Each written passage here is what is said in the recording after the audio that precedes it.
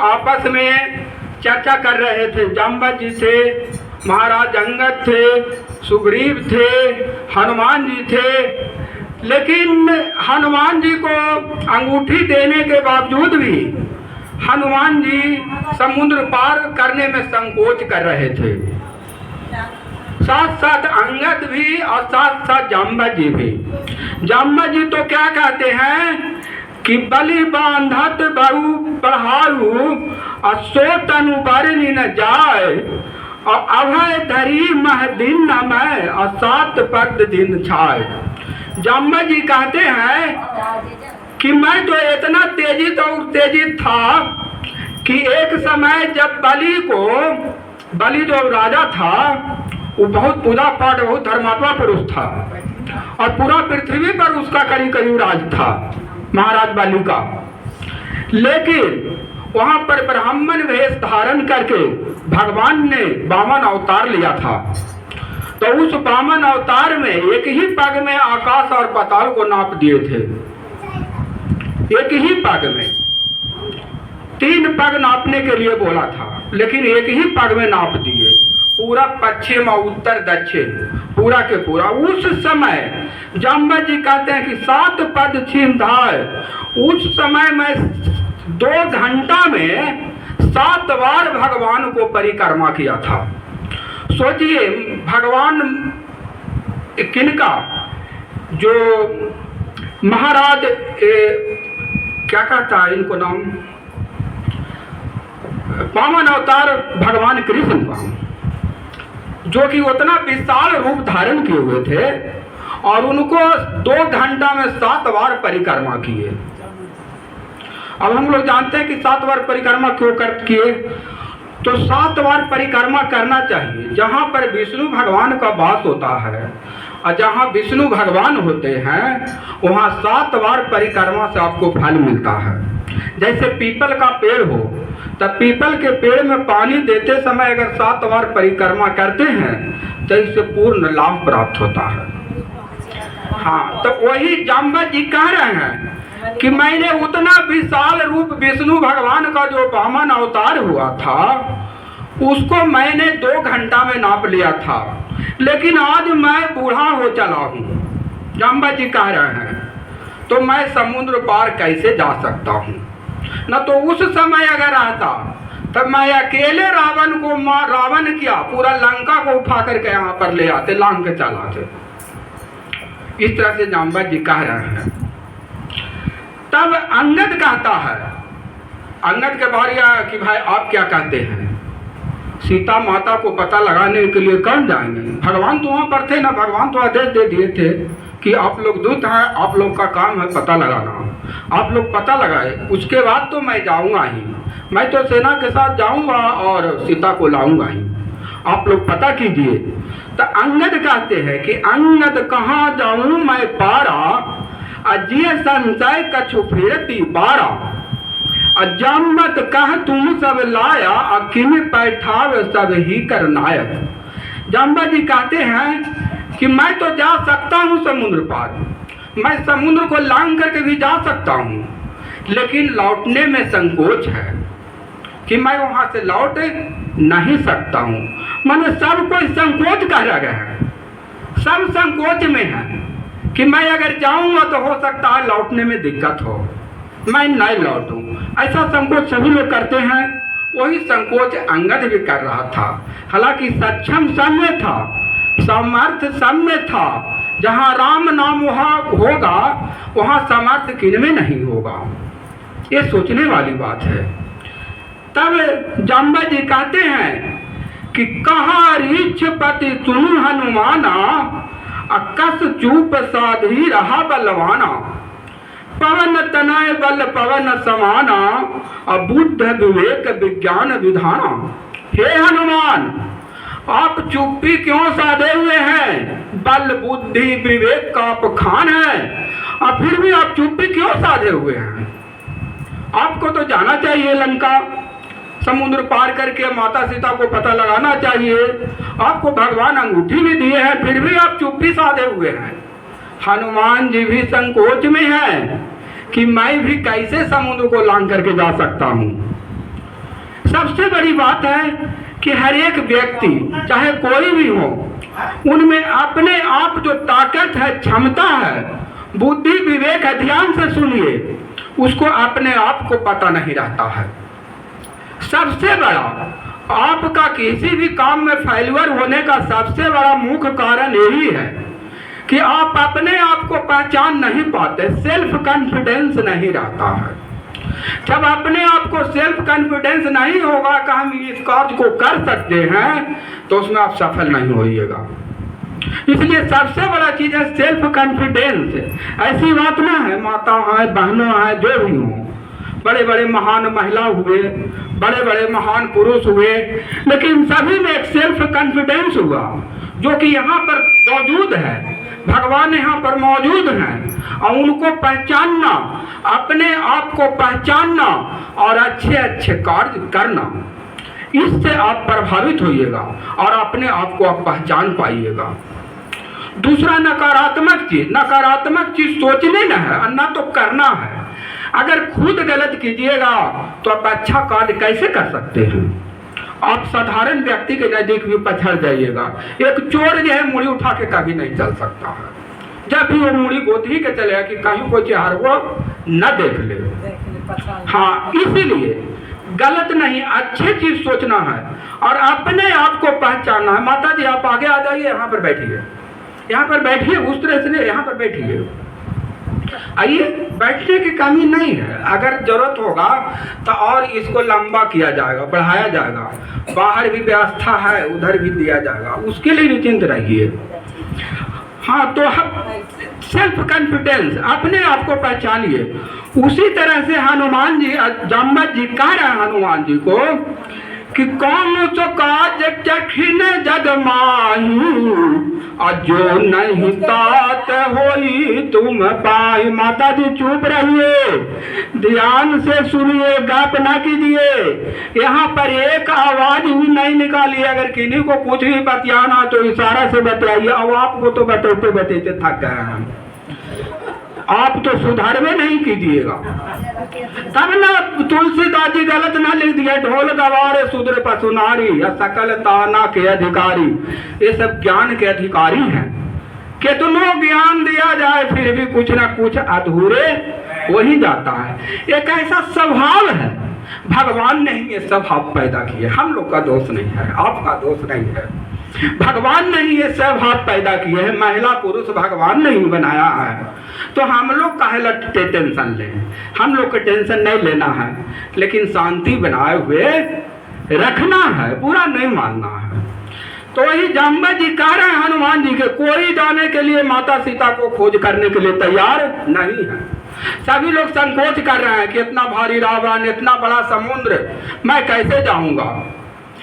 तब कहते हैं जाम्बत जी कि कौन तो काज कठिन जग माही, जो नहीं तात होई तुम पाई। राम काज लगी तब अवतारा, सुन कपि भयउ पर्वत कारा। तब जाम्बत जी कहते हैं, तब हनुमान जी यह सुन करके, इतना सुन करके पर्वत का आकार रूप धारण कर लिए, विशाल। क्यों? क्योंकि जाम्बत जी ने उनको अंदर का जो शक्ति है उसको उन्होंने उजागर किया। क्या कहा कि कौन सो कार्य कठिन जग माही, कौन कार्य ऐसा कठिन है जग में? इस जग में कौन सा कार्य कठिन है जो नहीं होई तात तुम पाए? जिसे तुम नहीं कर सकते हो तुम पा नहीं सकते हो। कौन सा ऐसा कार्य है? राम काज लगी तब अवतारा, आपको तो राम काज के लिए अवतारे हुआ है। और फिर भी तब सुनी कपि भयउ पर्वतकारा, इतना सुनते ही हनुमान जी पर्वत का रूप धारण कर लिए, पर्वत के समान विशाल हो गए। तो यही चीज ये जो यहाँ पर जाम्बत जी जो कहते हैं कि कौन सो कार्य कठिन जग माही, और जो नहीं तात होई तुम पाही, इसका कारण है। इसका कारण क्या है कि हनुमान जी जो है वो पहले ऋषि मुनि के साथ छेड़छाड़ किया करते थे, बहुत ऋषि मुनि के साथ छेड़छाड़ किया करते थे। मुनि को छेड़े हैं तो ये कुछ नहीं करते हैं तो इनको कल भी छेड़ा जाए। उसी तरह से बार बार तंग करते थे। तो जब बार बार तंग करते थे तब उन्होंने ऋषि मुनि सोचे कि जौन ऋषि को तंग करते हैं उनको बार बार तंग करते हैं, तो इनको ऐसा श्राप दिया जाए जिससे कि ये तंग ना करे। अगर तंग करे भी तो ये भूल जाए, माने आज की बात कल याद ना हो। तो इसीलिए श्राप दे दिए कि हनुमान आपको आज की बात कल याद नहीं रह पाएगा। अभी वही श्राप के कारण हनुमान जी बैठे हुए रहते हैं। लेकिन जब हम लोग राम नाम जपते हैं और हनुमान जी का भजन करते हैं तो हनुमान जी हम लोग के सहायता के लिए चले आते हैं। ध्यान दीजिए बात को, आपको हनुमान जी के आज भज दिए और राम को आज भज लिए और कल नहीं भजिएगा तो हनुमान कल नहीं आएंगे आपके नजदीक। इसीलिए नहीं जाएंगे कि आप जो आज भजे हैं उनको, आज जो पूजा पाठ किए हैं वो भुला जाएंगे। तो इसीलिए नित दिन उनको भजना जरूरी है, तब आपको कार्य पूर्ण होगा, आपको हर समय मदद करेंगे। उनमें सारा शक्ति है, सब गुण है, उनमें उड़ने की भी क्षमता था, सब भोलेनाथ के उसमें क्षमता है। शंकर सुमन केसरी नंदन, लोग इस पर बता देते हैं, लोग इस पर संयम करते रहते हैं कि क्या कि माने संकोच करते रहते हैं कि हनुमान जी का पिता कौन है, उनको कैसे जन्म हुआ। तो हम लोग पवन सुत हनुमान कहते हैं, शंकर सुमन केसरी नंदन कहते हैं। शंकर सुमन केसरी नंदन तेज प्रताप महाजग बंदन। केसरी नंदन इसीलिए केसरी का नंदन हुए, अंजनी का पुत्र हुए, और साथ साथ पवन सुत हनुमान। सुत माने पुत्रे को कहा जाता है और सुवन भी पुत्र को कहा जाता है। देखिए अंश, सुवन में अंश, शंकर सुवन केसरी नंदन माने शंकर का अंश। अब यहाँ पर हम लोग कहते हैं कि भाई हनुमान जी के एक हैं तो उनको पिता तीन कैसे हो सकते हैं? पवन भी हो सकते हैं, पवन देव भी है, भोलेनाथ भी हो सकते हैं, केसरी नंदन भी हो सकते हैं, ते कैसे हो सकते हैं? तो इसमें इसको भाव को पकड़िए, इसमें क्या है कि अंश, तो अंश मतलब समझिए कि शंकर सुमन केसरी नंदन, जैसे भगवान एक हैं, लेकिन भगवान ने ब्रह्मा विष्णु महेश को अवतार किए। जो कि भोलेनाथ संहार करता है, ब्रह्मा सृष्टि को रचता है और विष्णु भगवान पालन करता है। ऐसा हम लोग जानते हैं, ऐसा जानते हैं ना, लेकिन उसके बावजूद हम लोग संशय करते रहते हैं, सही समझ नहीं पाते हैं। तो इसमें समझिए कि भगवान एक है और भगवान का रूप अनेक है। तो भगवान ने ही तीनों का, ब्रह्मा विष्णु महेश का, अपना अंश से उनको प्रकट किए। और महाराज मनु और शत्रुपा खुद भगवान से, परमपिता परमेश्वर से प्रार्थना की, जब तपस्या की, तब भगवान राम अवतार लिए। उसी तरह से कंस को अत्याचार देखकर और जदुवंशियों का एक दूसरे में लड़ाई देखकर भगवान कृष्ण ने अवतार लिया, जो कि साक्षात परम ब्रह्मा के अवतार हैं। तो वही चीज सब है, परमात्मा एक है लेकिन उन्हीं का अंश सब है। हम आप लोग को बताते हैं कि अंश, इसको ध्यान से समझिएगा कि अंश, तीन पिता कैसे हो सकते हैं हनुमान जी के? तीन पिता हो सकते हैं। जैसे हम बताते हैं आपको कि हमारा पिता भगवान भोलेनाथ भी है और सीताराम हमारे बाबूजी का नाम भी है, वो भी थे। तो कैसे थे? हमारा माँ के एक बच्चा पैदा लेने के बाद दोबारा बच्चा पैदा नहीं होता था। ऐसा हम लोग अपने खुद बात दादा भी कहे, सुने भी, जानते भी हैं। करीब 10 वर्ष तक कोई माँ का बच्चा पैदा नहीं हुआ। एक बच्ची था, वो एक्सपायर कर गई। उसके बाद सभी लोग पूरा कहते थे दादा की, हमारे दादा प्रकाश जी तो थे, सभी लोग उनसे हंसते थे कि आपको बच्चा पोता पैदा नहीं होगा आपको। अभी लेकर उन्होंने क्या किए कि सिद्धेश्वर नाथ यहाँ बाबर, जहाँ पर उन्होंने एक बार जल वहाँ से उठाते थे फतुहा से और ला करके रात यहाँ पर जल चढ़ा देते थे भगवान भोलेनाथ के यहाँ बाबर में। उनको 3 बरस जल जैसी चढ़ाए जैसे हमारे बड़े भाई का जन्म हुआ, और जैसे 5वां बरस जल चढ़ाए जैसे ही भादो मास के दिन 14 से, जौन दिन भादो मास के 14 रहता उसी 14 के रात 12 बजे मेरा जन्म हुआ। तब कहिए शंकर सुवन सीताराम नंदन हमको भी कर सकते हैं, कैसे कर सकते हैं इसको समझिए।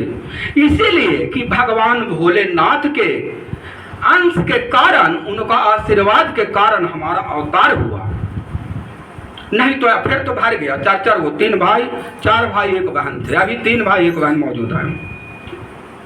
तो भगवान उन्हीं का अंश है, उनको आशीर्वाद से, तो उन्हीं का अंश है, उन्हीं के आशीर्वाद से हमने पैदा लिया।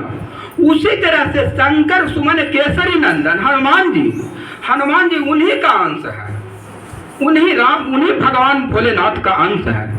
उसी तरह से कि जब सुमेरु पर्वत का राजा थे केसरी, जो कि जम्बू द्वीप में पाया जाता था, अभी है कजाकिस्तान बोला जाता है उसको, जो कि जम्बू द्वीप का पूरा क्षेत्र था, वहाँ पर सुमेरु पर्वत है, वहीं के राजा केसरू थे।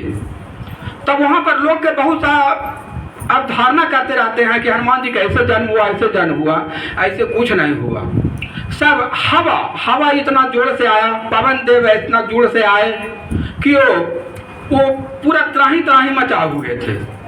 तब उस समय माता अंजनी वहाँ की रानी थी, उन्होंने उनसे निवेदन किए तो उन्हीं को मुख में वो प्रवेश कर गए, और प्रवेश कर गए उसी समय वो गर्भवती थी, तो हनुमान जी का हवा का रूप भी उसमें धारण कर लिया। यही चीज मानिए, इसमें कुछ भी संदेह नहीं कि ऐसे हुआ वो सब कुछ नहीं, सिर्फ केसरी नंदन ही है, लेकिन पवन देव और भोलेनाथ का उनमें अंश है, उनको कृपा है, उनका अंश है। तो इसीलिए पवन पुत्र हनुमान कहलाते हैं और केसरी नंदन कहते हैं। तो यहाँ पर ध्यान दीजिए कि अगर माता बहनों सोइए नहीं, जागिए, सोइए नहीं, जागिए। यहाँ पर ध्यान दीजिए कि ये जो इसमें जामवंत जी कह रहे हैं कि कौन तो काज कठिन जग माही, और जो नहीं तात होई तुम पाही। समझ रहे हैं पाले बाबू, समझिए। इसको आप भगवान के नजदीक बोलिएगा, कहीं भी रहिएगा, हनुमान जी से निवेदन कीजिएगा कि कौन तो काज कठिन जग माही, और जो नहीं होई तात तुम पाई। बस इतने बोलना है, इतने अगर हनुमान, ये महामंत्र है हनुमान जी का, अगर ये शब्द आप बोल देते हैं तो हनुमान जी कितनों सोए हुए रहेंगे, तुरंत उठ करके एकदम पहाड़ की तरह रूप धारण कर लेंगे और आपका संकट को, समस्या का निवारण तुरंत ही कर देंगे। इसीलिए बहुत इंपॉर्टेंट चीज है मंत्र कि कौन सो कार्य कठिन जग माही, इसको एकदम गांठ बांध लीजिएगा, न हुआ तो लिख के दे देंगे आपको, और जो नहीं तात होई तुम पाही। और YouTube चैनल पर देखिएगा, आपका अगर घर में मोबाइल हो तो उसमें धर्मेंद्र बालाजी के नाम से खोलिएगा, हमारा नाम लीजिएगा और बालाजी हनुमान का कन्ही से भी होगा तो देखिएगा, उस पर सारा मंत्र आपको याद आ जाएगा। नहीं तो किनको से भी पूछिएगा, सब लोग ख्याल रखता है, बहुत तो आप आ जाइएगा, बहुत तो लोग ख्याल रहते हैं, या जिनको से पूछिएगा वो आपको दिखा देंगे, बता देंगे, ऐसी बात नहीं है। समाज में हर तरह के व्यक्ति होते हैं, एक दूसरे को मदद करते हैं, ऐसी बात, ये सब थोड़े है कि आप नहीं दे सकते हैं, आप देख सकते हैं। तो इसको मंत्र के समान इस दोहा को ख्याल रखिएगा। ये दोहा जो है आपको हनुमान जी को जागृत करने के लिए बहुत परिपूर्ण है। ऐसे नहीं, हम आपको बता दिए कि ऐसे नहीं ख्याल रह पाएगा हनुमान जी को, हनुमान जी भुला जाते हैं तुरंत। इसीलिए उनको जागृत करने के लिए उनको मंत्र दोहा बोलना होगा। हनुमान जी को, 500 संकट मोर गरीब को, जो तुमसे नहीं जात है टारो, बेगी हरो हनुमान प्रभु महाप्रभु, जो कछु संकट होई हमारा। हमारा संकट कौन सा ऐसा है जो आपसे नहीं संकट हरा जा रहा है। जब हनुमान जी से निवेदन कीजिएगा, जगाइएगा, उसी तरह से बाल बच्चा की तरह समझ लीजिए, बाल बच्चा खेलते रहता, कोई ध्यान ना है, घर का काम होगा कि ना, पढ़ाई लिखाई होगा कि नहीं, होगा कि नहीं? आवाज लगाइएगा, बउआ इधर आओ, पढ़ाई करना है, काम करना है। उसी तरह से हनुमान जी को भी आवाज लगाना है। जब तक हनुमान जी आइए, आप हमें मदद कीजिए, जब तक आवाज नहीं लगाइएगा तब तक हनुमान जी जागृत नहीं होंगे। वो तो बुला जाते हैं, उनको तो ऋषि मुनि का श्राप भी मिला हुआ है। अब ब्रज देह दानव दलन, जय जय जय कपिसूर सियावर रामचंद्र की जय। उनको ब्रज देह नाम कैसे पड़ा, महावीर नाम कैसे पड़ा?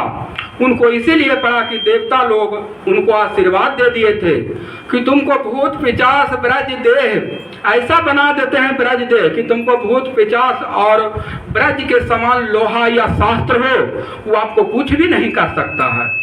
हनुमान जी में इतना शक्ति है, ब्रज देह है कि उनको कितनों बड़ा ब्रज से प्रहार किया जाए तो उनको कुछ भी नहीं हो सकता है। उनको भी देवता लोग आशीर्वाद दे दिए हैं सबको, इसलिए हनुमान जी महान है। इसलिए इस दोहा को स्मरण कीजिए, हनुमान जी को हमेशा पुकारिएगा। आगे हनुमान जी कहते हैं कि कनक बरन तनु तेज विराजा, मानहुआ पर गिरिहर राजा, सिंहनाद करी बारही बारा, अल्लाह ही जला दिया पारा। तब हनुमान जी वो बार बार सिंहनाद करके गरजते हैं। जाम्बत जी के उतना बोलना कि हनुमान जी बार बार सिंहनाद करते हैं और गरजते हैं और कहते हैं कि रहित सहाया रावण ही मारी, आनो यहाँ तिरुकूट उखारी, जाम्बत में पूछे तो उचित सिखावन दीजय मोहि। हनुमान जी कहते हैं, सिंहनाद करके गरजते हैं और कहते हैं कि मैं रावण सहित पूरा लंका का उखाड़ करके सीता सहित यहाँ ले आऊं। जैसा आप कहिए, त्रिकूट पर्वत है जिस पर लंका बसा हुआ है, उसको कहिए तो अभी मैं उखाड़ करके ले आऊं। उनमें भाव प्रकट हो गया, उनमें शक्ति जागृत हो गई। तब कहते हैं कि हनुमान जी कहते हैं कि हे जाम्बत जी, हे ऋषिदेव, आप हमको बताइए कि मुझे क्या करना है। तब जाम्बत जी कहते हैं कि इतना करहु तात तुम जाई, सीता ही देखी कह सुधियाई, खवन जभु जवल राजीव नैना, कौतुक लागी संग कपिसैना। तब जाम्बत जी कहते हैं कि आपको न तो त्रिकूट पर्वत उखाड़ना है और न तो आपको वहाँ से सीता माता को लाना है, न तो रावण को मारना है। आपको सिर्फ जा करके और माता सीता को पता लगाना है। आपको जाइए और जा करके पता लगाइए कि रावण कहाँ है, माता सीता कहाँ है, और उसके बाद पता लगेगा आपके द्वारा, तब भगवान खुद वहाँ पर कौतुक लागी संकप में सेना, तो पूरा सैन्य के साथ, पूरा सैन्य दल के साथ भगवान राम जाएंगे और रावण को मार करके माता सीता को लाएंगे। इस प्रसंग से हम लोग कितना ज्ञान मिला, इसको ध्यान रखिएगा कि अपने आप को पहचानिए और दूसरा हनुमान जी को प्रेरित कीजिए, किसी कार्य के लिए प्रेरित कीजिए, उनसे निवेदन कीजिए, आपका सारा कार्य पूर्ण होगा। एक चीज ध्यान रखिएगा, राम राम जपना अत्यंत आवश्यक है। बिना राम के सभी देवों के देव हैं, सभी परम पिता परमेश्वर हैं। जहाँ राम नाम होगी वहाँ खुद हनुमान जी दौड़े हुए चले आएंगे, यहाँ भी आसपास कहीं पर होंगे। उसी तरह से राम का सारा काज, जौन समय राम थे उस समय भी आज भी राम है, और राम वैकुंठ धाम को भी राम शरीर छोड़ करके जो चले गए हैं, तो उसके बाद सारा कार्य हनुमान जी पर सौंप के गए हैं। तो हनुमान जी को भजना बहुत जरूरी है। और राम तो घट घट हर जगह, कहाँ ऐसा स्थान है जहाँ की राम ना हो, वो तो हमेशा विद्वान रहते हैं। बिनु पद चले सुनाई बिनु काना, अकर बिनु करे कर्म विधि नाना। भगवान तो बिना पैर के बिना कान के सुनते हैं और हर एक कर्म करते हैं। उनका कर्म का क्या कहना, जो यहाँ पर हो रहा है वो भगवान सुन रहे हैं। आपकी गतिविधियों को देख रहे हैं, हमारा गतिविधियों को देख रहे हैं। आपको कुछ नहीं करना है, निसंकोच रहिए। आपसे किसी से झगड़ा झंझट लाज झगड़ा कुछ भी नहीं करना है। सिर्फ राम नाम जपना है, हनुमान जी को याद करना है और भोलेनाथ को एक लोटा जल जरूर चढ़ाना है। इससे आपका सारा कर्म पूरा हो जाएगा और तभी दुश्मन आपका नहीं रहेगा, समाप्त हो जाएगा। इसीलिए सिर्फ भक्ति कीजिए और भगवान का ध्यान कीजिए। आप लोग से मेरा यही निवेदन है और मैं भी इसी पर प्रयासरत हूँ कि सारा जीवन मैं अपने भगवान राम को समर्पित कर दिया हूँ। चाहे जैसा रखना चाहें, जैसा रखें, जैसा करें, ऐसा हो। बोलिए श्यावर रामचंद्र भगवान की जय, पवन सुत हनुमान की जय।